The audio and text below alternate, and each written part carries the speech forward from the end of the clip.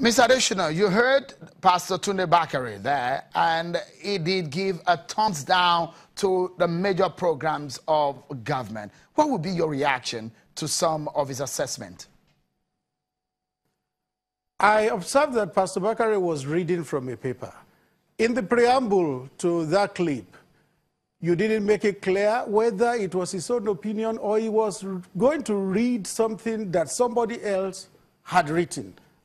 I didn't get that right because it wasn't properly situated. But whatever it is, whether it's his own opinion or he's reading something somebody has written, there are always opinions. And you can't say that opinion is the opinion. He talked about diversification of the economy. Some people will not agree with him. A lot of people will not agree with him.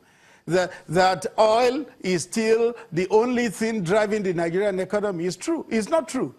Oil still is very important to us. Oil led Nigeria into recession when it crashed.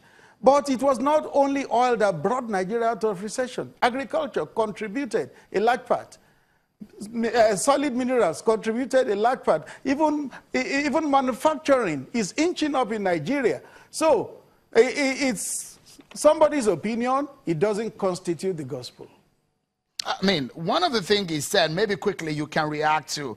Pastor Tunde Bakare said, and he said from 2015 and 2017, where the unemployment rate was put at about 6 million, in September 2017, he did say, he attributed that it now stands about almost 16 million Nigerians are unemployed.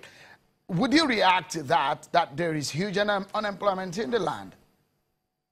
Well, we know, yes, there's huge unemployment in the land, but then the statistics reeled out do not agree with what the National Bureau of Statistics has given. The NBS said last year 4 million jobs were lost, and that the cumulative between 2015 and now is about 6 or 7 million. But you heard the Minister of Agric last week saying that in agric sector alone, 6 million jobs have been created. And you heard the Minister of Labor and Employment saying 8 million jobs have been created. So these figures that are being bandied around can be thrown all around, but they don't constitute things cast in concrete because they are not final. Okay then, Mr. Additional, up next on the program, we'll take a break. And are all the talks a sign of heightened political activity? Is 2019 the catch? We'll find out after now. Stay with us, everyone.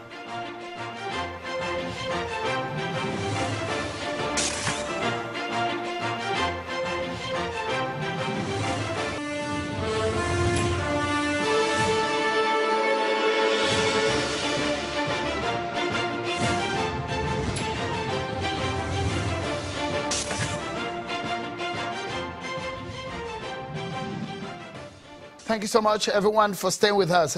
A lot of issues have been thrown up regarding the state of the nation. What Pastor Tunde Bakare did say today, that criticizing the government of the day. Then we get a reaction from the presidency tonight. Mr. Femi Additional has been talking to us on some of these major issues. Mr. Additional, we'll get back quickly before I ask you a few other questions away from Pastor Tunde Bakare. But let me quickly ask you this last question, but from what Pastor Tunde Bakare has said. He did say that he's also not impressed with the anti-corruption war. And at the end of his whole address today, he did say that there's a need for the renegotiation of the Nigeria Union.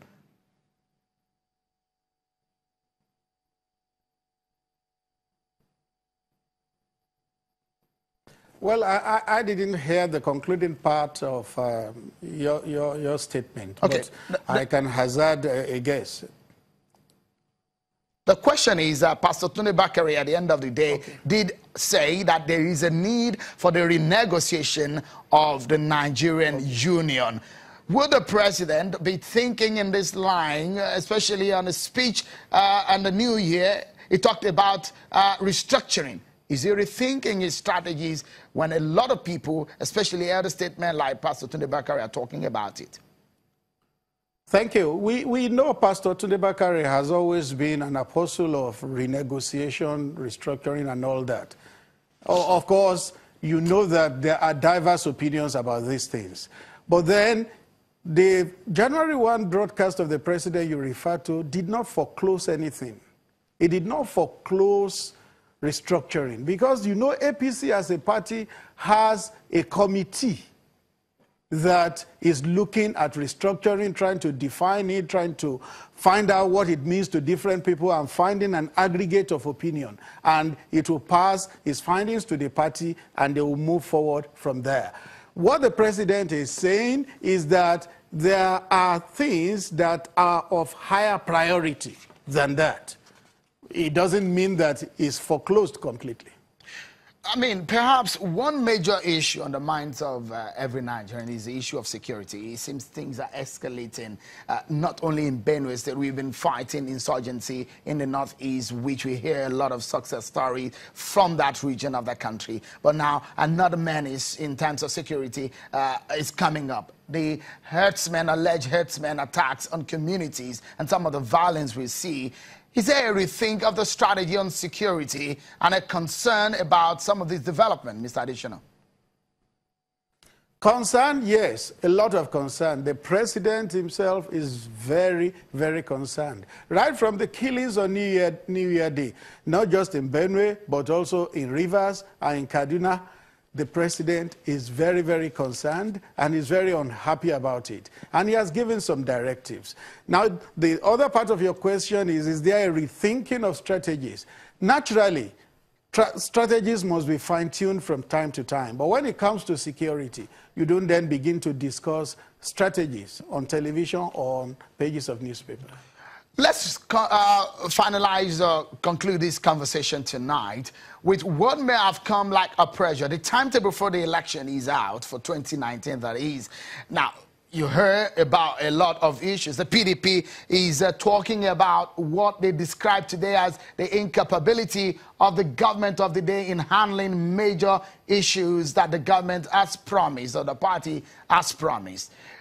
Is the government of the day also concerned with agitations about its own performance, and perhaps at 2019, people may not vote for the APC?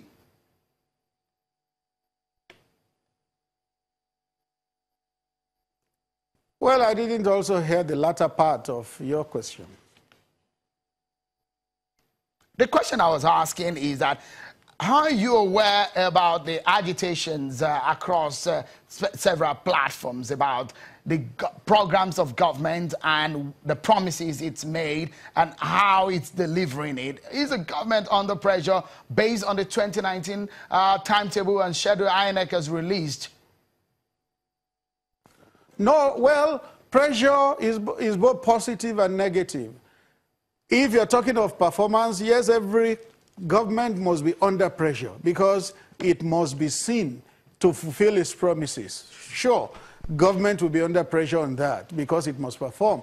But then pressure in terms of will they vote for us or will they not vote for us, I don't think so. Because I believe that this government is on course, is doing what it has promised to do, and by the time the mandate ends and it needs to be renewed, the onus will be on the electorate, whether to give a fresh mandate or not to give. But for me, as far as I know, as far as I see, as we move on, I think the government is doing what it promised to do. Mr. Femi Adesina, Special Advisor to the President on Media and Publicity, many thanks for your thoughts and your time tonight on the program. And that's our show for today. Thank you so much for watching, everyone, and compliments of the season to you again. I'm Sean Akimbaloye. Bye-bye.